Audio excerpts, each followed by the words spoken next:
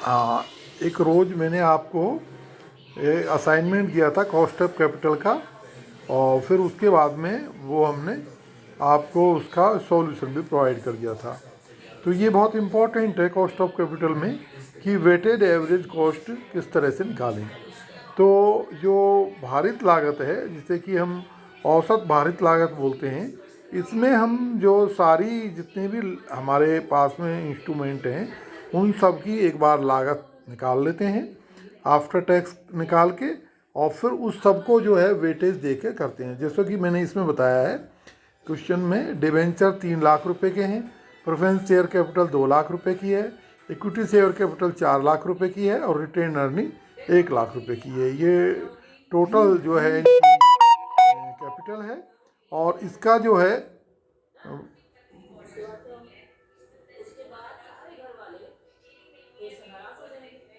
मैं जो थोड़ा सा क्वेश्चन दूसरा बोल गया हूँ, मैं दोबारा रिपीट करता हूँ अपने आप को। ये जो मैंने क्वेश्चन दिया है इसमें डिवेंचर जो हैं 5 लाख रुपए के हैं, प्रेफरेंस शेयर कैपिटल जो है 2 लाख रुपए की है, और 50,000 जो इक्विटी शेयर्स हैं वो 5 लाख रुपए के हैं, और रिटेन अर्निंग जो है 3 लाख रुपए की है।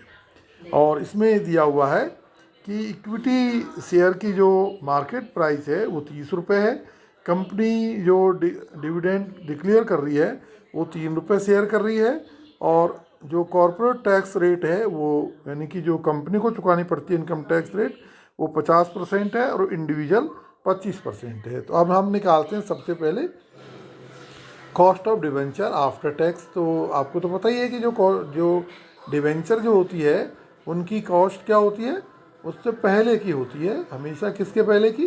टैक्स से पहले की, क्योंकि हमेशा ही जो है जब डिवेंचर पर हम इंटरेस्ट दे देते हैं तो इंटरेस्ट देने के बाद ही जो है वो हम टैक्स देते हैं। तो इसमें तो सिंपल है कि जो कॉर्पोरेट टैक्स रेट है इसको मल्टीप्लाई कर देते हैं जो इसकी डिवेंचर की रेट होती है। फिर फार्मूले के तौर पर हम कह सकते हैं कि आफ्टर टैक्स जो निकाला है हमने, cost of debenture after tax equal to 1 - T × CD, यानी कि cost of debenture before tax. ठीक है, तो जैसे वन माइनस जो है वो 50% का हो गया 0.5, और इनको 8% से मल्टीप्लाई किया तो ये हो गया 4%, यानी कि कॉस्ट ऑफ डिवेंचर जो है वो आफ्टर टैक्स 4% है। अब लेते हैं हम जो है कॉस्ट ऑफ प्रेफरेंस शेयर, तो ये बिल्कुल सही है 5%, इसको 5% ही रहने देंगे, इसका कोई निकालने का नहीं है क्योंकि ये हमेशा ही आफ्टर टैक्स होती है। अब लेते हैं हम रिटेन अर्निंग। तो रिटेन अर्निंग में जैसे कि मैंने आपको फॉर्मूला बताया हुआ है नहीं, अब लेते हैं हम कॉस्ट ऑफ इक्विटी कैपिटल। तो इक्विटी कैपिटल का फॉर्मूला है dividend per share upon market price into 100। तो ये हो गया 3 रुपया प्लस जो है वो अपना 30 रुपया जो मार्केट प्राइस है इंटू 100, 10%, ये आफ्टर टैक्स ही होती है। तो ये हो गया हमारा 10%।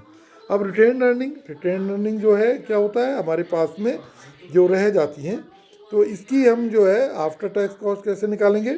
डिविडेंड ब्रैकेट में 1 - जो है इंडिविजुअल टैक्स रेट लेते हैं और अपॉन रखते हैं मार्केट प्राइस। अब ये हमारा जो है डिविडेंड पर शेयर कितना है, 3 रुपया है, और 1 - जो है पर्सनल रेट कितनी है 0.25 है, और जो मार्केट जो रेट है शेयर की वो 30 रुपये है। तो इस तरह आया ये 3 = 0.75 इक्वल टू 100, ये होगी 7.5। तो ये यानी रिटेन अर्निंग की जो आफ्टर कॉस्ट है, आफ्टर टैक्स जो कॉस्ट है वो 7.5 है। तो जैसे कि इसमें दिया हुआ है कि ये हम जो है आफ्टर टैक्स लिख लेंगे। डिवेंचर के आगे 4, प्रेफरेंस शेयर के आगे 5, इक्विटी शेयर कैपिटल के आगे 10, और रिटेन अर्निंग के आगे 7.5। और हमारा अमाउंट जैसे कि इसमें दिया हुआ है 5 लाख, 2 लाख, 5 लाख, 3 लाख। तो इनको जो है वो हम एक से वेट देवें तो एक से वेट दे सकते हैं, और नहीं तो इसको सीधा भी मल्टीप्लाई कर सकते हैं। चाहे तो इसको सारे को जैसे 5 2 7 और 5 12 3 18 को हम एक मान लें और एक मान के इनका वेटेज दे दें, या फिर इनको सीधा ही मल्टीप्लाई भी कर सकते हैं। तो इस तरह से जो है किसको मल्टीप्लाई कर सकते हैं, जो हमारा वेट जो हमने दिया हुआ है और जो कॉस्ट आई हुई है, जो हमारी कैपिटल कॉस्ट आई है। जैसे कि ये हमारा इसमें हो गया है 0.33 हो गया है, और ये 0.1334 हो गया है, ये 0.33 हो गया है, और ये 0.2 हो गया है। तो इस तरह से आफ्टर टैक्स जो हमारी कॉस्ट है 4, 5, 10, 15, और ये जो है इसका टोटल आ जाता है 6.833। तो यानी कि ये 6.833 हो गया है। तो ये आप इसका वेट ऑफ जो कॉस्ट ऑफ कैपिटल इस तरह निकाल सकते हैं।